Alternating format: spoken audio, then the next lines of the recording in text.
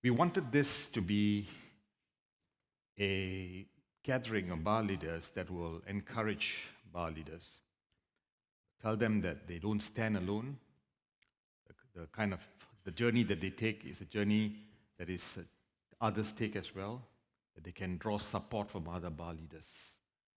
And this morning, in the short time that we have, we want to hear whether or not you have actually benefited from that discussion and how you will take that forward now as you go back and continue in your journey.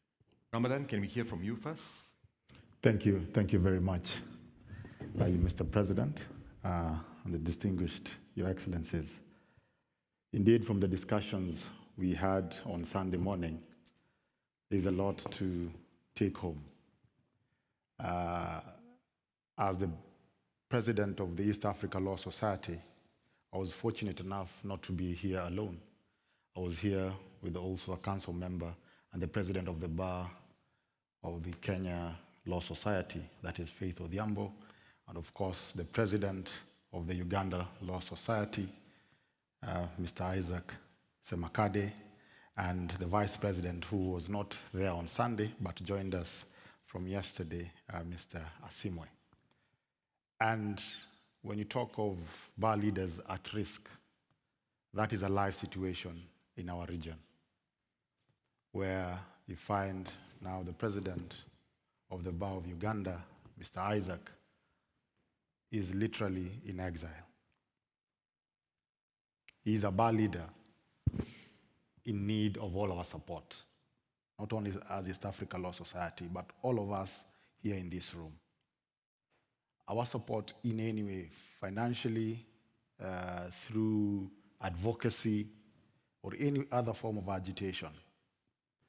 Because as we speak right now, there's an order for his imprisonment for contempt of court for 2 years.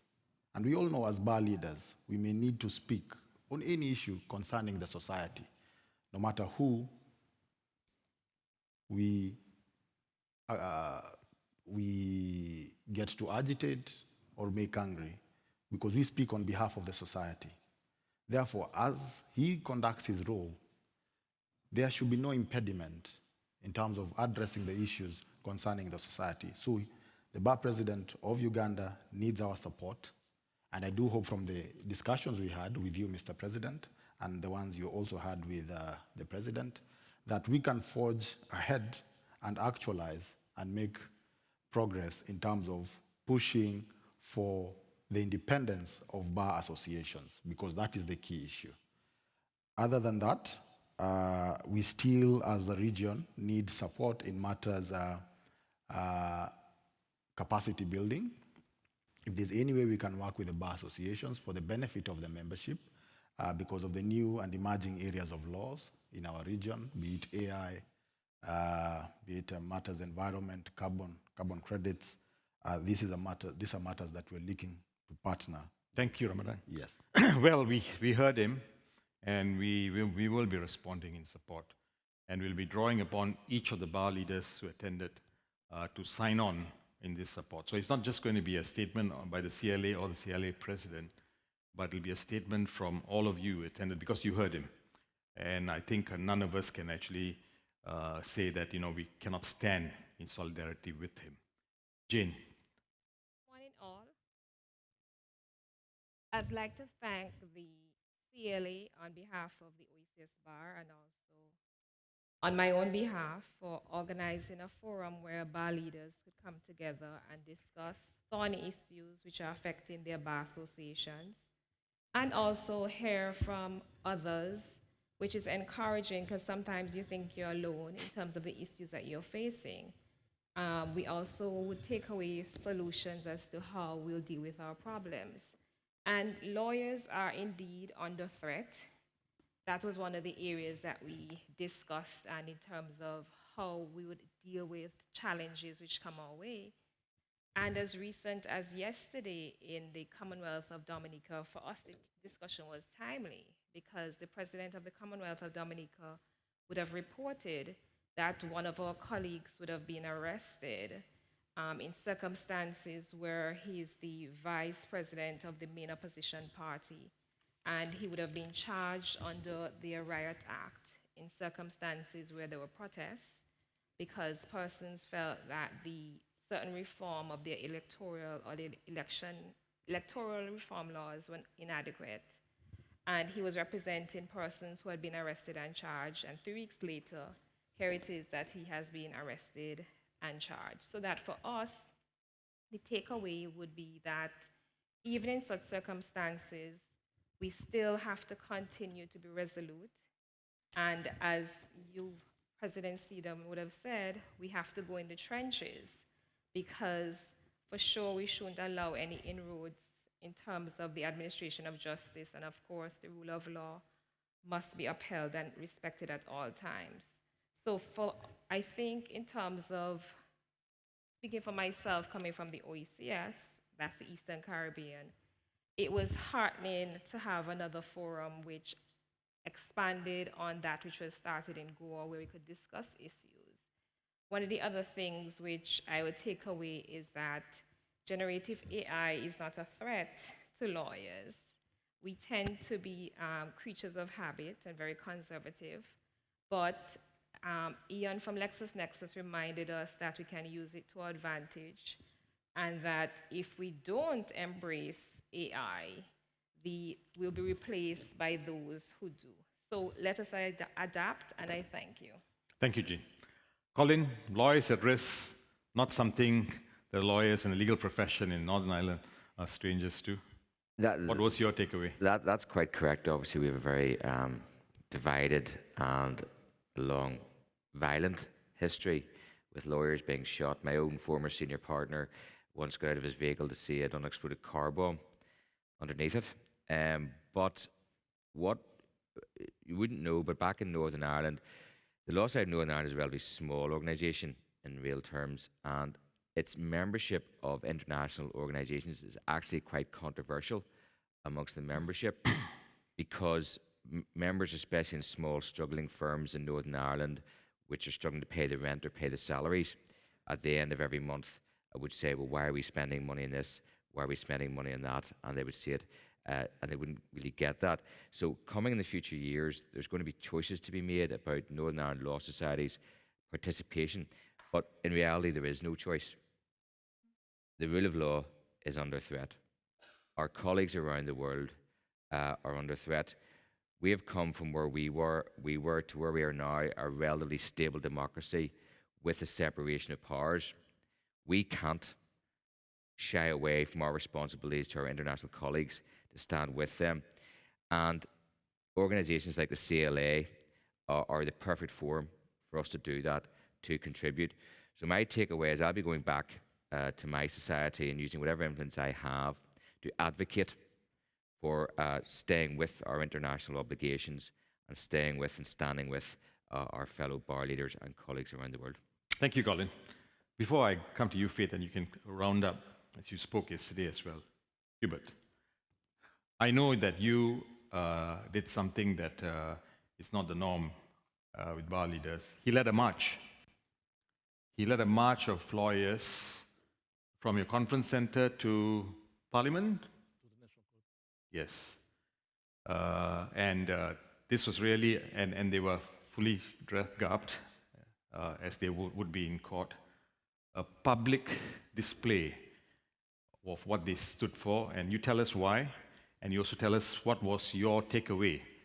Do you feel encouraged? I'm sure that march was not easy. You would have come under a lot of criticism for having taken to the streets, and many would have said, that's not how lawyers behave, that's not how bar leaders behave. Can you please just sit in your office and issue a statement, and then fall back exhausted? But you took to the streets. Thank you, President. So firstly, I'd like to say thank you to the CLA, President and the CLA team for supporting us this year.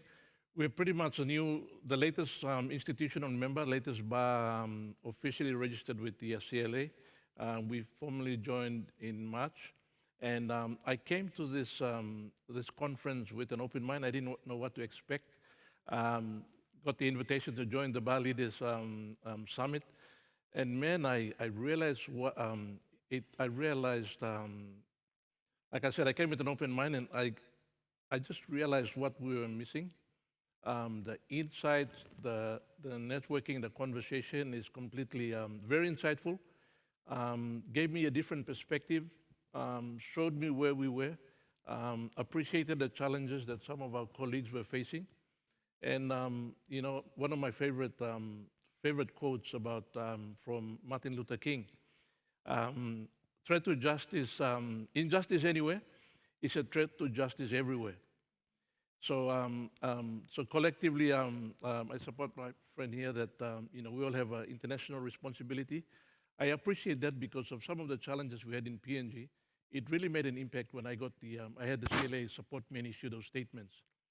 So what we have in PNG, we've had some recent amendments, and from our perspective, we thought they were a threat to democracy.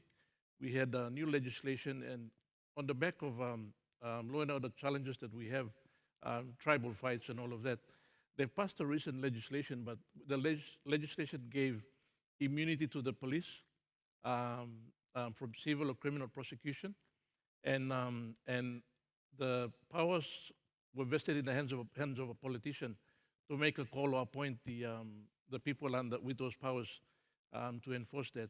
And within that legislation, they also cited anyone who participated in politics against government and incited all those unrest, and that could be dealt with under that Terrorism Act. So those things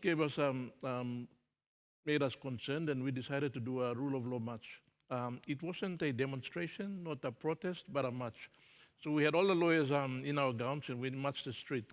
Basically also to collectively take a stand for the rule of law and send a message to the community, to everyone, that there is the rule of law and no one is above the law and all of that. So we use that as an awareness, but at the same time as a campaign to do the right things. One of my biggest takeaway from this summit was, in having that conversation from the Bar Leaders Summit, is seeing where we are in terms of the challenges we have. There's some challenges that I have that if I don't deal today, we might go down the path that the challenges that my brother president is facing in Uganda, example. So I'm going back with a sense of duty that I must do what I am doing. We must take those challenges up and go all the way, because if we don't, then down the line we might face the same challenges that we have. So, but the networking and the conversation is just amazing, and I cannot believe what we've missed out for all this time. So I pushed out a message yesterday. I encouraged the small island states, the Pacific Islanders. I said, join the Commonwealth. I was surprised that I got about 6,800 shares and likes immediately. So the excitement is there. We've done the Rule of Law March. We've made it an annual event now. And I've joined the Rule of Law Committee recommended by our Chief Justice, and I hope to add value in our experience as we go forward. So Fantastic. thank you. Fantastic, Hubert. Faith, would you like to round up? You've given me the hard job, but I'd want to say this has been an enlightening experience in terms of us sharing the realities of what many bar leaders are going through. And it's good to recognize that also technology is also a huge threat with regards to attacks towards bar leaders, because even if you're coordinating a march or you're organizing to issue a communique, by use of technology, they can intercept and send fake information out. And so takeaway is also, how can we educate from the different bars that have knowledge to the extent of what software can be used and means of communication. I must say I was quite shocked in one meeting as we were having with an envoy from the US. They were explaining to us how we can report and seek assistance using, it's called what? Signal.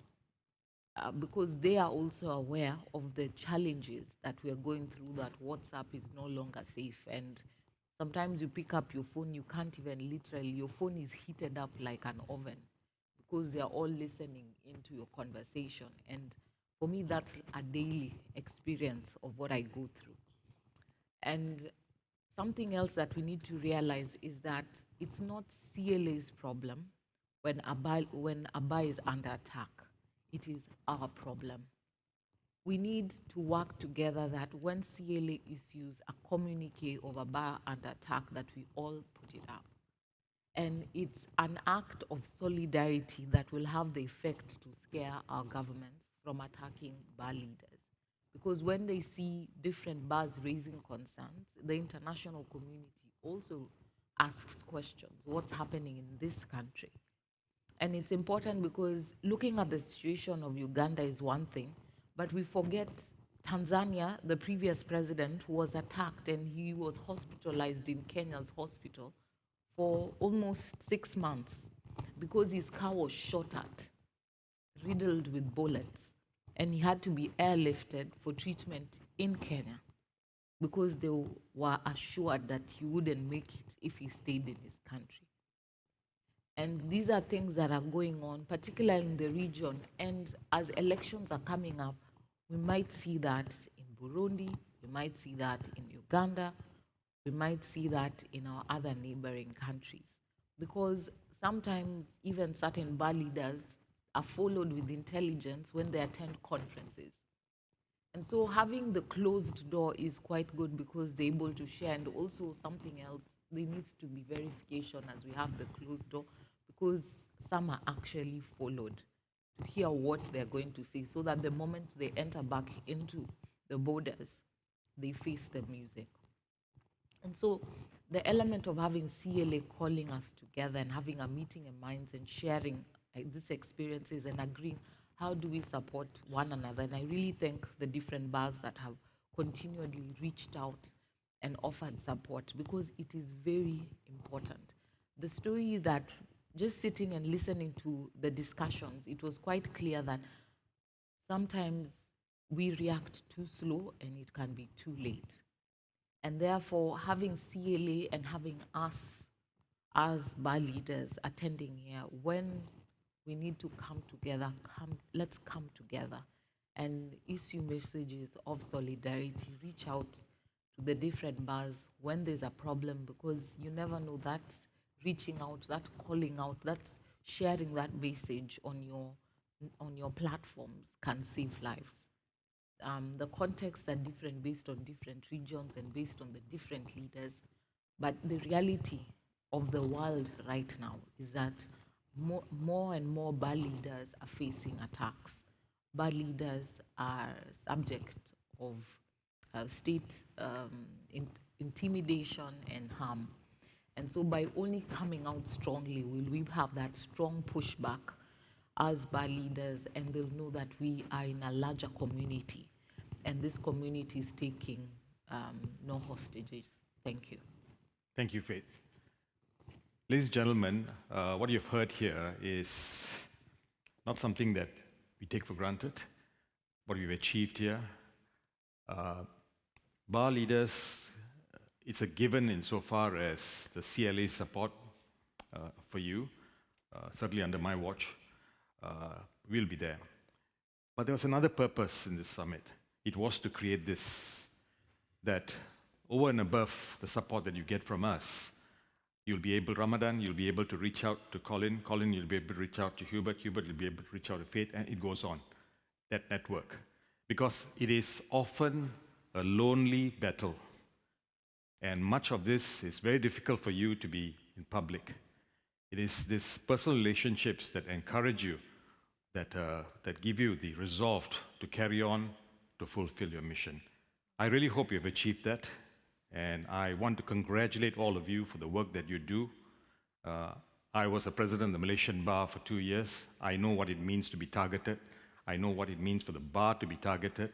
And I also know what it means to have international support, to have bar associations that I've not heard of come on board to support, and to see a network come together, and to see then the oppressor back off. Congratulations. Thank you very much.